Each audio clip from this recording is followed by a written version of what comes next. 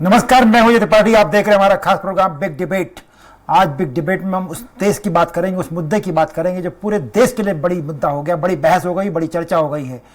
केंद्र सरकार ने एक बार फिर एक देश एक चुनाव की ओर कदम बढ़ाएं और पूर्व राष्ट्रपति रामनाथ कोविंद की अध्यक्षता में एक समिति बनाने का फैसला किया है अभी, और एक संसद का विशेष सत्र बुलाया। तो ऐसा लग रहा है कि सब कुछ एक नई दिशा के साथ काम होने जा रहा है। इन सारे मुद्दों पे क्या हिंदुस्तान में एक राष्ट्र में एक जैसे चुनाव हो पाएंगे? सारी लोकसभा के चुनाव, सारी विधानसभा के चुनाव, सभी चुनाव एक साथ हो पाएंगे? इसकी संभावना तलाशेंगे, उस संभावनाओं पर चर्चा करेंगे और केंद्र सरकार जो करने जा रही है उसकी कितनी संभावना है, उस पर कितना असर पड़ेगा प्रदेश की राजनीति पर, ये पूरे सिस्टम पे हम बात करेंगे। और हमारे साथ मेहमानों का एक पूरा पैनल होगा, उसके साथ चर्चा करेंगे, एनालिसिस करेंगे। लेकिन उसके पहले देखते हैं एक छोटी सी रिपोर्ट। देश में वन नेशन वन इलेक्शन को लेकर चर्चा तेज हो गई है। केंद्र सरकार ने शुक्रवार को वन नेशन वन इलेक्शन के लिए एक कमेटी गठित की है, जो पूर्व राष्ट्रपति रामनाथ कोविंद की अध्यक्षता में काम करेगी। कमेटी देश में एक साथ चुनाव की संभावनाओं का पता लगाएगी। कमेटी का गठन ऐसे समय में किया गया है जब केंद्र ने 18 से 22 सितंबर के दौरान संसद का विशेष सत्र बुलाया है। सूत्रों के मुताबिक केंद्र सरकार इस दौरान कई महत्वपूर्ण विधेयक पेश करने की तैयारी कर रही है, जिसमें वन नेशन वन इलेक्शन भी शामिल है। एक देश एक चुनाव का आइडिया देश में एक साथ चुनाव कराने से है। इसका मतलब यह है कि पूरे भारत में लोकसभा चुनाव और सभी राज्यों में विधानसभा चुनाव एक साथ होंगे।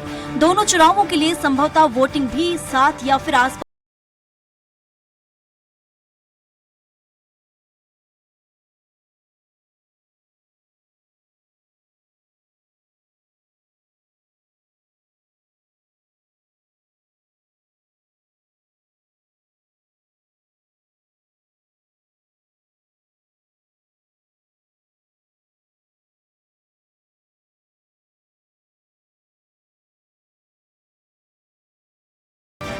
वहीं प्रधानमंत्री नरेंद्र मोदी और बीजेपी के दूसरे नेता कई मौकों पर देश में एक साथ चुनाव की चर्चा कर चुके हैं। 2014 में तो ये बीजेपी के चुनावी घोषणा पत्र का हिस्सा भी रह चुका है।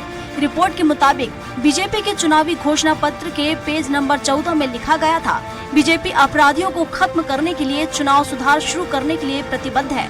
बीजेपी अन्य दलों के साथ परामर्श के माध्यम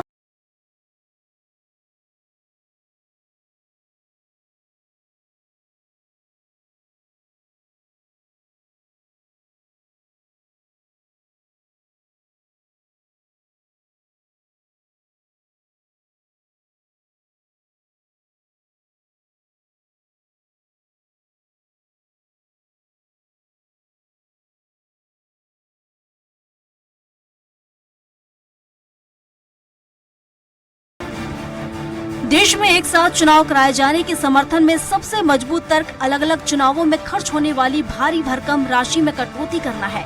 बताया जा रहा है कि 2019 लोकसभा चुनाव में 60,000 करोड़ रुपए खर्च हुए थे। इसमें चुनाव लड़ने वाले राजनीतिक दलों का खर्च और केंद्रीय चुनाव आयोग की तरफ से खर्च की गई रकम शामिल है। एक साथ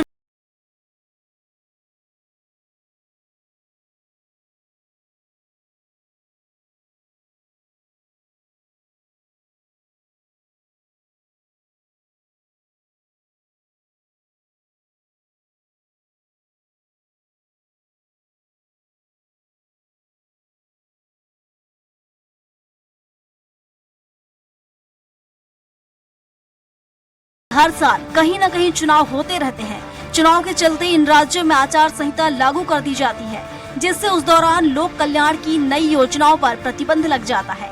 एक साथ चुनाव होने से केंद्र और राज्य की नीतियों और कार्यक्रमों में निरंतरता सुनिश्चित होगी। विधि आयोग ने कहा कि एक साथ चुनाव कराने से मतदाता में वृद्धि होगी, क्योंकि वोटर्स के लिए एक बार में वोट देने के लिए निकलना ज्यादा सुविधाजनक होगा।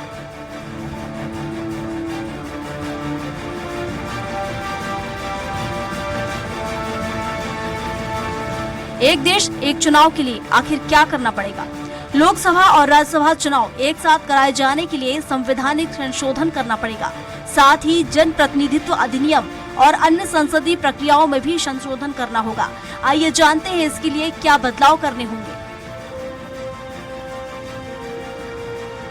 One nation one election bill लाने के लिए 16 विधानसभाओं का समर्थन चाहिए होगा, यानी पहले देश के 16 राज्यों की विधानसभा में इसके प्रस्ताव को पास कराना होगा।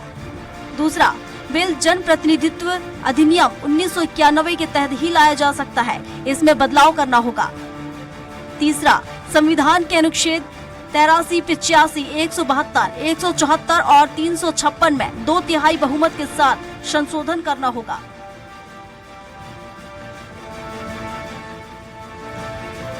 केंद्रीय दलों का बड़ा डर यह है। निश्चित रूप से वन नेशन वन इलेक्शन एक नया कंसेप्ट है। उस कंसेप्ट के साथ सरकार बड़ी तेजी के साथ आगे बढ़ रही है और ये उम्मीद की जा रही है कि अगर ऐसा होता है हिंदुस्तान में तो बहुत सारा एक सिनेरियो बदल जाएगा। इन सारे मुद्दों पर चर्चा करने के लिए हमारे साथ खास मेहमानों का एक पैनल होगा और उनसे हम बातचीत करेंगे। मेरे साथ इंदुकांत दीक्षित जी हैं जो वरिष्ठ पत्रकार हैं, दिल्ली से हमारे से जुड़े हैं, जो इस पूरे मामले को बहुत बेहतर ढंग से समझते हैं। इंदु जी, मैं आपके पास आऊँगा सबसे पहले, उसके बाद भी शशांक भार्गव जी मेरे साथ हैं, मोहित गर्ग साहब हैं और थोड़ी देर में हम लोग भारत के पूर्व मुख्य निर्वाचन आयुक्त ओपी रावत साहब से भी मिलेंगे। इंदु भाई, सबसे पहले आप ही की समझने की कोशिश कि दिल्ली में आप बैठे हुए हैं, दिल्ली में इतनी हंगामा, इतना हलचल मच रहा है, क्या उम्मीद की जाए कि ऐसा कुछ होने की संभावना हो सकती है?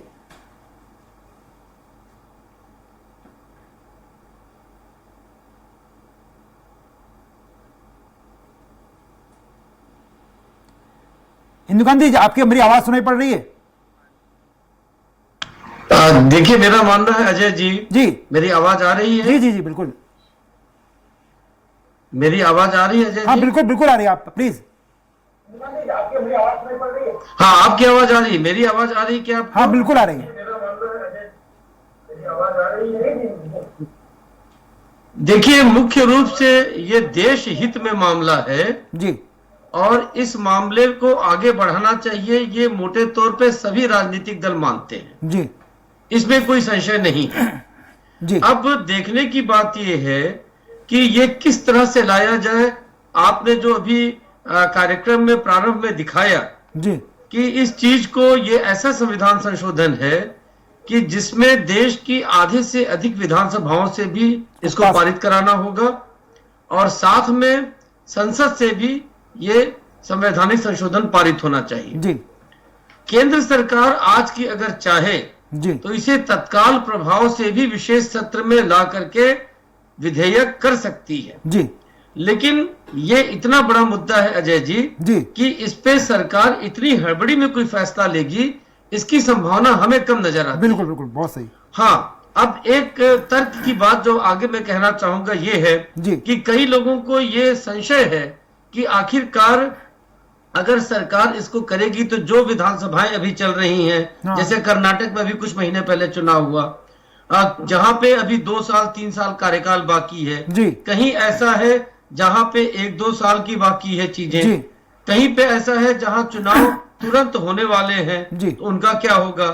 फर्ज करिए कि मार्च अप्रैल में चुनाव कराना चाहे सरकार पूरे देश में एक साथ, तब क्या होगा? ये सारे प्रश्न हैं, लेकिन इनकी व्यवस्था हो सकती है। आपको मालूम है अजय जी, मैं एक बात कह के अपनी बात खत्म करना चाहूंगा कि देखिए, जब हमारे देश की राज्यसभा एक ऐसा सदन है संसद का जो परमानेंट सदन है, जो कभी भी पूरी तरह से खत्म नहीं होती है, क्योंकि हर 2 वर्ष बाद 1/3 सांसदों का वहां चुनाव होता है। लेकिन आपको पता होगा कि जब पहली बार राज्यसभा बना तब क्या हुआ? पहली बार कुछ लोगों के टर्म 2 साल के, कुछ के 4 साल के, कुछ के 6 साल के रखे गए। उसी तरह से विधानसभाओं में एक व्यवस्था की जा सकती है कि जिन विधानसभाओं के चुनाव अभी हुए हैं उनको चलने दिया जाए, जो अवधि अभी की है और प्लस 5 साल और। उनको हो सकता है कि चुनाव कराने की भी जरूरत ना हो, जिससे वहां कोई असंतोष नहीं होगा कि भाई अभी हम चुन के आए हैं, हम क्यों जाएं। इसके लिए एक पैरामीटर रखा जा सकता है कि जिनकी विधानसभाओं का आधा से कम अवधि खत्म हुआ है उनको 5 साल का एक्सटेंशन दे दिया जाए। जिनकी विधानसभाओं का 5 साल से कम की अवधि बची है उनके चुनाव करा दिए जाए। या एक ऐसा विकल्प भी किया सकता है कि जो भी विधानसभाएं चल रही हैं, अगर चुनाव जिनकी 3-4, जैसे उड़ीसा है, उड़ीसा का ये को टर्मिनस होता है, एक तरह से लोकसभा के साथ ही चुनाव होता है, आंध्रा का लोकसभा के साथ ही चुनाव होता है, तो उनका साथ करा लिया जाए। लेकिन जो बाकी विधानसभाएं हैं, जो 3-4 महीने, जैसे राजस्थान का, छत्तीसगढ़ का, तेलंगाना का, मिजोरम का, इनका खत्म हो रहा है, मध्य प्रदेश का, इनको एक्सटेंशन दे दिया जाए कि 4 महीने बाद इनका इलेक्शन होगा। तो व्यवस्था अगर देश हित में है तो बिल्कुल संभव है। वो कैसे होगी, ये एक समन्वय बनाकर इंदु भाई हमारे साथ हिंदुस्तान के चीफ इलेक्शन कमिश्नर रह चुके ओपी रावत साहब जुड़ गए। मैं ओपी रावत साहब क्या जानना चाहता हूं, उनसे हम लोग समझने की कोशिश करेंगे। बहुत बहुत स्वागत है रावत साहब आपका। जी जी सर, हम लोग समझना चाहते हैं आपसे कि ये जो एक कंसेप्ट है, परिकल्पना है, ये सिर्फ एक कंसेप्ट है कि वास्तव में इसमें कुछ हो सकता है? एक्चुअली अपने यहाँ 1952, 1957, 1962, 1967 में एक देश एक चुनाव हुआ है। सारी विधानसभाओं का चुनाव लोकसभा के साथ हुआ है जी सर। इसलिए ये कपोल कल्पना नहीं मानी जा सकती, ये यथार्थ में हो सकता है जी। और इलेक्शन कमीशन ने ही 1982-83 में सुझाव दिया था कि 67 से जो हम आउट ऑफ सिंक हो गई विधानसभाएं हैं उनको सिंक्रोनाइजेशन में लाके एक देश एक चुनाव कराएं, लेकिन उस पर कार्रवाई हुई नहीं तो वो पेंडिंग पड़ा रहा जी। 2015 में वर्तमान सरकार ने इलेक्शन कमीशन से पूछा था कि आप बताइए क्या ये फीजिबल है और अगर है तो कैसे कराया जा सकता है। तो इलेक्शन कमीशन ने 2015 में ही एक रिपोर्ट सबमिट कर दी थी कि ये पूरी तरह से फीजिबल है, लेकिन इसके लिए आपको संविधान में कुछ धाराओं अनुच्छेदों में संशोधन करना होगा, लोक प्रतिनिधित्व कानून में संशोधन करना होगा, पर्याप्त संख्या में ईवीएम और वीवीपैट खरीदने के लिए पैसा और समय देना होगा ताकि हम उतनी ईवीएम और वीवीपैट खरीद सकें जितनी की एक देश एक चुनाव में लगेंगी, और पर्याप्त मात्रा में सीपीएमएफ सेंट्रल पैरामिलिट्री फोर्सेस भी आपको देने होंगे। इनकी व्यवस्था अगर हो जाती है तो इलेक्शन कमीशन बिना किसी कठिनाई के एक देश एक चुनाव डिलीवर कर सकता है जी। बाकी चीजें विकल्प के रूप में इलेक्शन कमीशन ने भी, नीति आयोग ने भी, विधि आयोग ने भी सुझाई हैं, कई विकल्प दिए हैं, क्योंकि वो पॉलिटिकल प्रोसेस है कि किसको बढ़ाना है, किसको घटाना है, कब क्या करना है, नो कॉन्फिडेंस मोशन को कंस्ट्रक्टिव कॉन्फिडेंस मोशन में बदलना है। ये सब सिर्फ सुझाव दिए, विकल्प दिए कि आप पॉलिटिकल पार्टीज को एक प्लेटफॉर्म पे लाके उनसे विचार विमर्श करके एक सॉर्ट ऑफ सर्वसम्मति बना लें और उसके आधार पर जिसको चुना जाए उस व्यवस्था को लागू कर दें और फिर एक देश एक चुनाव हो सकता है। सर, एक ये अभी हम लोग चर्चा कर रहे थे आपके जुड़ने के पहले कि क्या ये संभव है कि जैसे जिन राज्यों में चुनाव हो चुका है, जहाँ की सभी मुश्किल से साल भर भी नहीं हुआ है, उनको क्या एक्सटेंशन दे सकते हैं कि अगले चुनाव में एक साल एक्सटेंशन दे दें, या जिनके अलावा भी 3 महीने 4 महीने या साल भर बाकी है उनको सिंक्रोनाइज कर दें? ऐसा कुछ सिस्टम हो सकता है सर? क्या सब कुछ हो सकता है, लेकिन ये पॉलिटिकल प्रोसेस है। अगर चीन के एक्सटेंशन दिया जाएगा और चीन के कर्टेल किया जाएगा तो पॉलिटिकल पार्टीज उसको कतई नहीं मानेंगी जी। इसलिए सारी पॉलिटिकल पार्टीज को एक प्लेटफॉर्म पे लाके सर्वसम्मति से इसका तय करना होगा जी। सर, उसमें एक और जो आप, चूंकि इलेक्शन कमीशन वाली जो आप बात बता रहे हैं कि सर अभी अपने पास जो जितने संसाधन इलेक्शन कमीशन के पास होते हैं, चाहे वो वीवीपैट हो या आपका ईवीएम मशीनें हो, बाकी क्या उतने में एक साथ संभव नहीं हो पाएगा चुनाव? बिल्कुल नहीं हो पाएगा, क्योंकि जब मैं चीफ इलेक्शन कमिश्नर था उस समय हम लोगों के पास लगभग 20 लाख के अंदर ही ईवीएम और वीवीपैट थे, जबकि एक देश एक चुनाव के लिए 35 लाख ईवीएम और वीवीपैट चाहिए होंगे, 35 लाख जी। तो बहुत भारी संख्या में ये चाहिए होंगे। अब 5 साल में, क्योंकि मैं दिसंबर 2018 में निवृत्त हो गया जी, तो 5 साल में हो सकता है उन्होंने अतिरिक्त बनवा लिए हो, ये मैं नहीं जानता, लेकिन उसको पूरा करना होगा और 35 लाख के लगभग ये मशीनें चाहिए होंगी। तो सर, ये जो पार्लियामेंट में पास होगा, विधानसभाओं से पास होगा, तो इलेक्शन कमीशन की भूमिका क्या होगी इसमें? थोड़ा सा हम समझना चाह रहे थे। इलेक्शन कमीशन की इसमें कोई भूमिका नहीं है, ये पूरा पॉलिटिकल प्रोसेस है, पार्लियामेंट्री प्रोसेस है, सरकार की जिम्मेदारी है, उनको करना होगा इसको जी। सर, इसमें एक जैसे मान लीजिए अगर मान लीजिए पार्लियामेंट से पास हो गया और वो पीपुल्स एक्ट में, रिप्रेजेंटेशन एक्ट में संशोधन भी हो गया, उसके बाद इलेक्शन कमीशन को लगभग कितना समय लगेगा कि इसको फॉलो कर सके? ये डिपेंड करता है कि पिछले 5 साल में कितनी मशीनें उन्होंने दी हैं। अगर पर्याप्त ले ली हैं और 5-10 लाख ही चाहिए तो वो 1 साल में भी बन सकती है, लेकिन अगर अभी भी वो क्या 15-20 लाख का है तो 2-3 साल भी लग सकते हैं जी। मैं सर एक आपके अनुभव के आधार पर एक सवाल कि इसकी वास्तव में हिंदुस्तान का, आपने चूंकि आप तो लंबे समय तक प्रशासनिक व्यवस्थाओं में रहे हैं, 5 साल तक आपने हिंदुस्तान की बागडोर संभाली है, चुनाव की बहुत बेहतर ढंग से जानते हैं अपने पूरे सिस्टम को हमारे हिंदुस्तान के। क्या ये जब होगा तो क्या इसका असर जो हिंदुस्तान की पूरी पॉलिटिक्स है, हिंदुस्तान का सोशल प्रक्रिया है, उस पर कोई असर पड़ेगा इसका? ये देखिए, ये बिल्कुल वाजिब बात है कि हर साल इलेक्शन होते रहने से जी सारे राजनेता, सारे प्रशासनिक अधिकारी हर 6 महीने बाद जो है इलेक्शन मोड में आ जाते हैं और अपना जो जनता के मुद्दों को हल करना, उनका विकास करना, उससे भटक जाते हैं जी। तो पहला फर्क तो ये पड़ेगा कि अब सतत रूप से 4 साढ़े 4 साल वो बिल्कुल फोकस तरीके से जनता के मुद्दों पर ही काम कर सकते हैं और उनके विकास की चर्चा कर सकते हैं, उस पर एक्शन ले सकते हैं जी। मतलब तो एक तो फर्क ये आएगा जो कि बहुत महत्वपूर्ण है। सर बहुत बहुत धन्यवाद ओपी रावत साहब, आपको जो आपने जो जानकारी दी, बड़ी महत्वपूर्ण जानकारी हम सबके लिए। फिर मैं लौटता हूँ अपने पैनल के पास। मोहित गर्ग जी, भारतीय जनता पार्टी के प्रवक्ता, हमारे साथ जुड़े। मोहित जी, आपकी पार्टी तमाम नए प्रयोग करती रहती है, ये नया प्रयोग जो करने जा रहे हैं, क्या इसे पॉलिटिकल कवायद न बनने पर, ओपी रावत साहब भी वही बात कह रहे थे, देश के चीफ इलेक्शन कमिश्नर रहे हैं, क्या आप अपनी पार्टी, आपकी पार्टी जो भारतीय जनता पार्टी केंद्र में, राज्य में, ये आश्वस्त कर पाएगी कि ये पॉलिटिकल एजेंडा नहीं बनेगा, सच में कोई सुधार होगा? देखिए, अभी तो हालांकि एक कयास है, फिर भी अगर ऐसा आने वाले सत्र में होता है तो आप बताइए, ये तो देश में आर्थिक सामाजिक सुधारों की तरफ एक पहल है, राजनीतिक सुधारों की तरफ पहल है, और ये हमारा तो 2014 से ऑफिशियल एजेंडा है। और जहां तक अभी रावत साहब ने बताया कि ये पूर्व में भी इस तरह के प्रयास और इस तरह के प्रयास सफलतापूर्वक हो चुके हैं, तो ये तो एक राष्ट्रीय सुधार की बात है। हाँ, अब अपन बात करें जो एक घमंडिया INDIA गठबंधन बन गया है जी। उनको प्रॉब्लम क्या है, क्योंकि वो प्रदेश में तो एक दूसरे के खिलाफ लड़ेंगे, राष्ट्रीय स्तर पर मोदी जी को हटाने के लिए साथ लड़ेंगे। तो अगर ये चुनाव होता है वन नेशन वन इलेक्शन, तो इनका गठबंधन तो टिक नहीं पाएगा, क्योंकि एक तरफ लड़ रहे हैं विधानसभा में और लोकसभा में साथ रहना चाहते हैं, तो ये पूरी तरह से खिलाफत करना चाहेंगे। इनको राष्ट्र से, राष्ट्र की राजनीतिक व्यवस्था में सुधार से कोई लेना देना नहीं। ये सवाल मेरे साथ केवल ढींगरा साहब जुड़े हुए हैं, भारत का कांग्रेस की प्रवक्ता। केवल जी, बड़ा बहुत महत्वपूर्ण मुद्दा है कि अगर एक राष्ट्र वाली बात आती है, कुछ मुद्दों पे आपकी पार्टी भी सहमत है, बाकी विपक्ष पूरा का पूरा सहमत है, लेकिन जो बात उठ रही है, जो मोहित जी कह रहे हैं कि क्या आप विधानसभा में अलग अलग लड़ते हैं, फिर लोकसभा में एक साथ हो जाएंगे, तो क्या उम्मीद की जाए कि आपको ये आइडिया पसंद आएगा?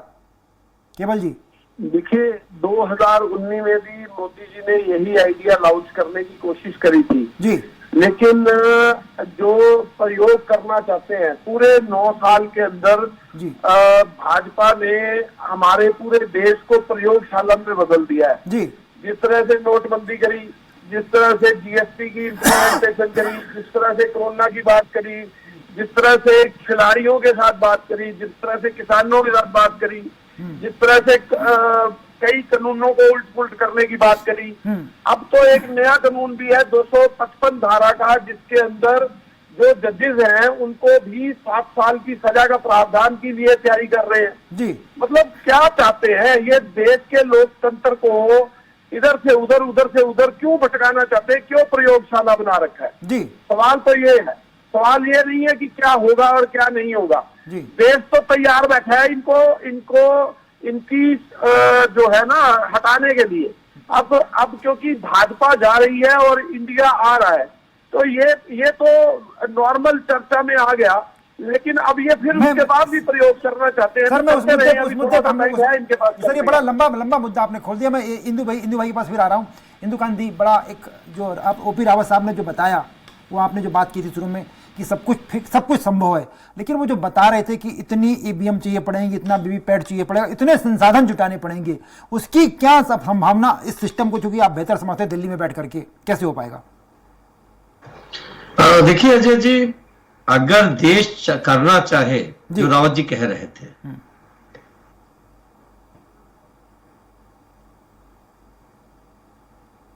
आपकी आवाज देखा कि फाइट जी, मेरी आवाज आ रही है ना? जी जी जी।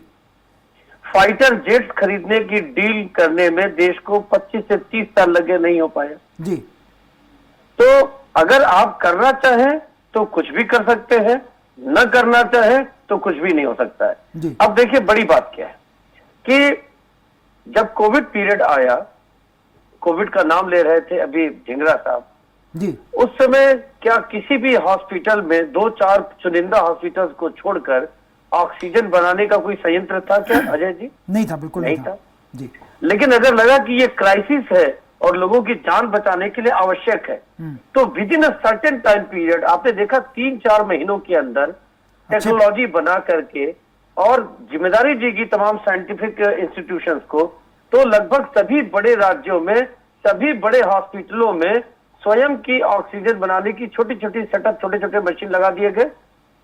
यहां तक कि जो स्टील इंडस्ट्री में यूज होता है ऑक्सीजन, उसको ट्रेनों में भर करके और रेलों को रवाना कर दिया गया, तमाम जगहों पर पहुंचाने की कोशिश की गई। उसमें काफी सफलता भी मिली। लोगों को इलाज में जहां ऑक्सीजन से लोग मर रहे थे उनको सहयोग मिला, उनको जान बचाई जा सकी। लेकिन ये जो चुनाव का मसला है वो इतनी क्राइसिस का मुद्दा नहीं है। जो देखिए, थोड़े बहुत फेरबदल के साथ ये काम न तो रावत जी का है, न आपका, न मेरा। ये जो मशीन बनाते हैं, अगर उनको ये जिम्मेदारी दी जाएगी, आपको मालूम होगा कि जब हम लोग के पेपर बैलेट से इलेक्शन होते थे तो पहले दो तरह के ऑप्शन होते थे, स्थानीय चुनाव भी होते थे कि भाई आप एक टिक मारिए लोकसभा के लिए और एक टिक करिए उसी पेपर पे विधानसभा के लिए। तो दो पेपर बनाना पड़ा क्या? नहीं बनाना पड़ा। तो अगर मशीन में थोड़ी बहुत फेरबदल करके हो सकता है कि लोकसभा में जितनी मशीनें उपयोग होती हैं, क्योंकि वोटर कॉमन है, सारे वोटर हैं, और वही वोटर विधानसभा में भी देते हैं, लोकसभा में भी देते हैं, बिल्कुल, बिल्कुल। वोटर लिस्ट कॉमन हो जाएगी। तो मशीन में केवल एक बदलाव शायद करना पड़ेगा, जो हमें लगता है, जो कि मैं साइंस का विद्यार्थी रहा हूं, कि आप एक क्लिक करिए अपने लोकसभा के लिए और उसी मशीन पर एक क्लिक करिए विधानसभा के लिए। तो मशीन तो दो नहीं बनानी पड़ेगी। तो अब लेकिन ये जो फिजिबिलिटीज है, पॉसिबिलिटीज हैं, इनकी जरूरत तब आन पड़ेगी जब सरकार और विपक्षी दल मिलकर आम सहमति से तय करेंगे कि हम इस पे काम करना चाहते हैं और ये करेंगे।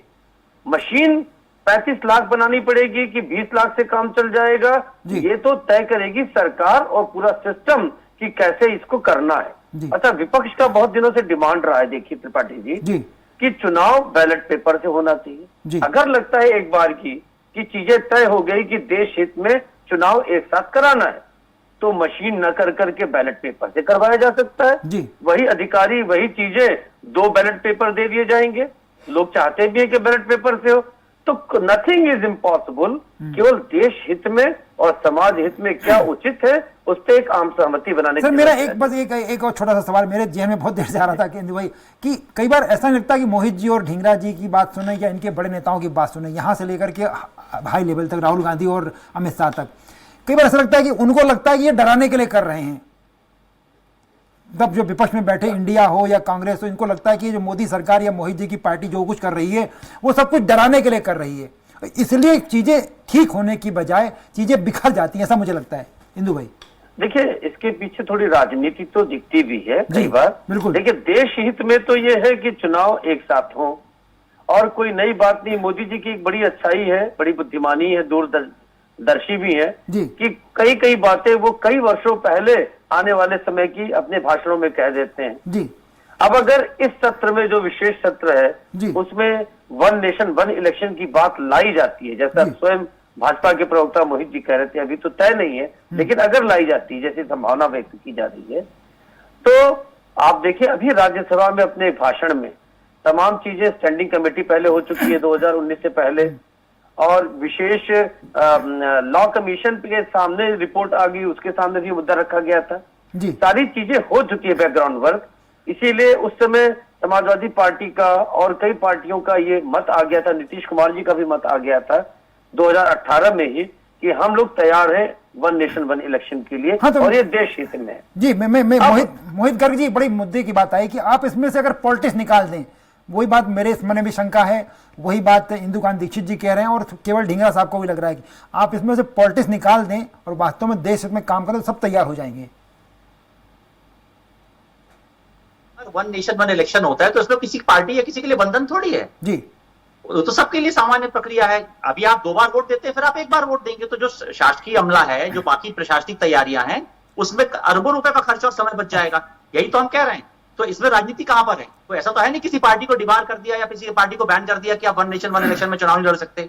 और फिर ढींगरा जी जो कह रहे थे, वैसे एक मैं आपको बात बता दूं जी, मोदी जी को आप और देश जान चुका है, मोदी जी कोई भी काम बिना तैयारी के नहीं करते। अगर इस सेशन में वन नेशन वन इलेक्शन की बात आती है तो जैसा रावत जी कह रहे थे, आप मान के चलिए कि मोदी जी ने ऑलरेडी इंतजाम कर लिया होगा 35 लाख 40 लाख जो भी मशीनें रिक्वायर्ड होंगी, अदरवाइज मोदी जी ये बिल लेकर नहीं आएंगे। चलिए सर, बहुत बहुत बिल मेरे पास थोड़ा सा समय कम है, बहुत बहुत धन्यवाद आप लोगों को, सभी मेहमानों का, आपका इंदु भाई आपका भी बहुत बहुत शुक्रिया, और ढींगरा जी आपका, और मोहित भाई आपका बहुत स्वागत। लेकिन ये तय हो गया है कि एक चुनाव एक देश अगर होता है उसमें पॉलिटिक्स नहीं होगी तो हिंदुस्तान के लिए फायदा होगा, बहुत सारी चीजें बचेंगी, समय बचेगा, खर्चा बचेगा, और पूरा संसाधन एक होगा, एक यूनिक चीज दिखाई पड़ेगी। इस पर कितना खरा उतरते आने वाला वक्त आएगा, लेकिन फिलहाल इस चर्चा को मैं विराम देता हूं, परंतु खबरों का सिलसिला चलता रहेगा, इसलिए आप कहीं जाइएगा मत, देखते रहेगा स्वराज एक्सप्रेस।